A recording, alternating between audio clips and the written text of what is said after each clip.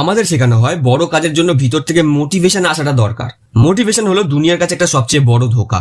তুমি যখন কাজ করার জন্য ভালো লাগার উপর ডিপেন্ড করবে, তুমি আসলে এটা প্রমাণ করছো যে তোমার নিজের ব্রেনের উপর তোমার কোনো কন্ট্রোল নেই। পেটে খিদে থাকলে কেউ মুড আসার জন্য ওয়েট করে না। সফল মানুষরা মোটিভেশনের ভিখারি হয় না, তারা ইমোশনকে সাইডে রেখে ডিউটি করে। আজ থেকে মোটিভেশনের পুতুল হওয়া বন্ধ করে এই দুটো রুল খাটাও। 1, the survival frame. নিজের ব্রেনের সাথে ডেমোক্রেসি বা গণতন্ত্র চালানো বন্ধ করো। নিজের লক্ষ্যটাকে শখ নয়, বেঁচে থাকার লড়াই হিসাবে ভাবো। ব্রেনকে কড়া ভাষায় কমান্ড দাও, তোর ভালো লাগুক বা না লাগুক তোকে এই কাজটা করতেই হবে। নিজের ব্রেনের উপর একতন্ত্র চালাও।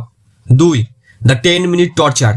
যখনই ব্রেন বলবে আজ থাক, তখন ব্রেনকে ধোকা দাও, বলো আমি শুধু 10 মিনিট এই বোরিং কাজটা করব।